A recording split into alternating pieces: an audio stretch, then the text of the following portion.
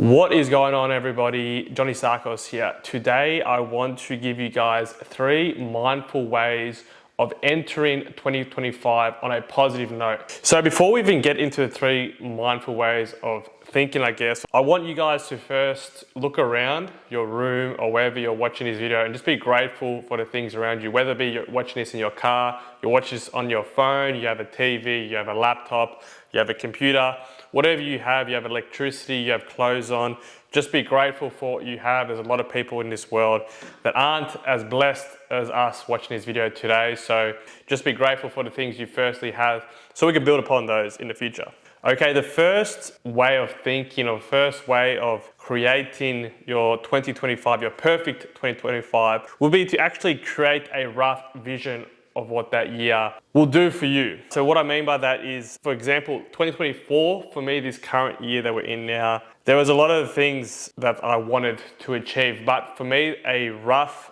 guide or a rough kind of vision that I wanted to produce with the year was I really wanted to expand who I was as an individual. That includes my environment, right? So I really wanted to travel. Initially, I wanted to travel to 5 countries. I was planning on doing another trip. That didn't necessarily happen. I did travel overseas twice. I did explore 2 new countries by myself and whatnot. But this isn't about me. This is more or less for the actual creating of the vision. Even though I wanted to travel to all these countries, I ended up traveling all around Australia for work, which is a great thing. I also wanted to financially progress. That was a big goal for me, which I ended up doing through work. And I also took the steps to invest more into stocks. So that was my rough kind of ideology I wanted to go into 2024. I achieved, I'd say, majority of my goals, right? You can't achieve everything in life. Life will hand you curveballs, as I say. So don't look into your past performances to necessarily indicate your future performances in regards to achieving your goals. It's more or less you just want a rough idea going forward. For example, for 2025, and this is just something you guys can kind of, I don't know, agree to disagree, but you want to create a specific vision for yourself. Now that usually for me, the way I would go about it would be each calendar year, I write down 5 specific goals, extremely specific goals that I want to achieve. Now with these goals, they usually are a build off from the past year's goals to some extent. I have a rough guide for my whole life, which is another story. But going on the actual yearly goals that I write down, these are kind of things that if I accomplish or I get close to accomplishing those things, that will lead me in the direction that my future self wants to become. Now for you guys, that might not mean that you have to write down 5 specific goals. But yes, that was what I wanted you guys to first come into this video thinking, I'm going to create this year's vision for myself. I'm going to create the goals. I'm going to create the best version for myself going into 2025. And here's how I'm going to go about it. Okay, so we've kind of got a rough idea what our life's going to be or what you'd like it to be going on into the future year coming up, all right? So obviously step 2 would be to now let's actually take specific action for those goals. Now, for example, if you have specific financial goals, that usually means you have to have specific goals on how to acquire more money or to invest or your strategies to go about, right? That's just an example of what I mean by take action for these goals. Now, for me, for my financial goals, I started to dollar cost average a new company that was listed on the ASX. Once I reached that goal, I moved on to something else and blah, blah, blah. That's just for example. So, for example, when it comes to taking action, right? We always think about taking action.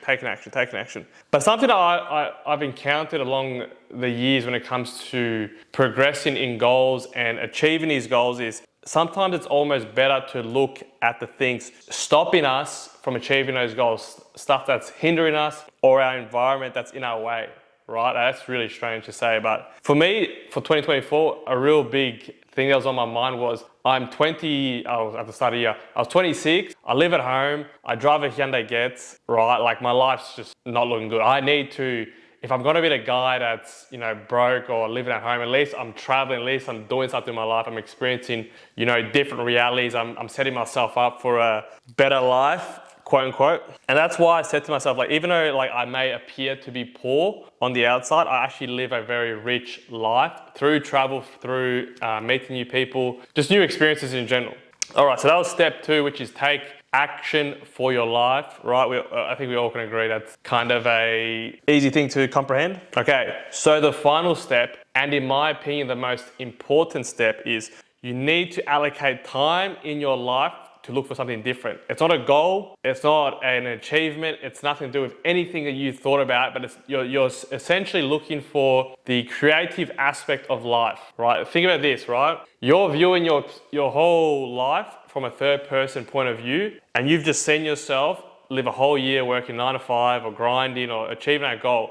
But you never experienced some crazy experience. You never went out of your bubble. You never broke the routine. You never, I don't know, took that holiday, or you never said yes to that opportunity, or you never asked that girl out, or you never went to that party, or you never did something weird, right? You never zigged when you should have zagged, essentially. Now in life, as you get older, and even if you're achieving these goals, the more and more you achieve, and the more and more you even acquire wealth, or you become better, or you achieve these goals, trust me, you'll be very satisfied with your life. But the more you accomplish your goals, the more life becomes mundane to some extent, right? You're winning, you're doing these small wins. Small wins is the key word. So you might be saving, I don't know, $10,000 a year, $20,000 a year. You're making these small incremental steps, which are great in the long term. But if you're constantly doing these small wins, your life can seem, I wouldn't say miserable, that's a bit of an overstretch. I'd rather say it's this: your life becomes so dull that you lose your inner child when looking at life from a childlike perspective, right? So when you're a kid, you're thinking, when you're an adult, I'm gonna do this, I'm gonna be doing this, I'm gonna be driving a fast car, blah, blah. You get to adulthood, you realize that it costs money to buy a house, it costs money to rent, it costs money to pay bills, whatever. And then you come to a point where I'm gonna make realistic choices and get realistic results, which is great, as I said, with the small incremental steps to achieve your life goals. It's great, but you need to allow just that little bit, that 1% of life, just to do some weird stuff. Now, if you don't, life becomes very boring, and you'll never give yourself that leeway of, you know, a crazy experience may lead to something bigger and greater than you've ever imagined in your life.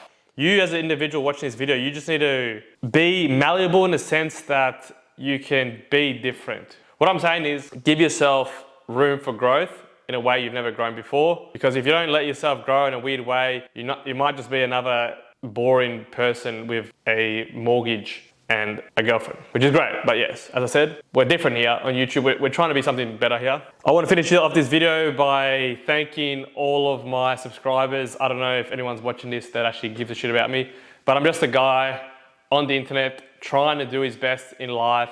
There's nothing special about me, and there's nothing special about you unless you believe in yourself. So with that being said, 2024 was a great year for me. 2025 will be even a greater year for me and for you.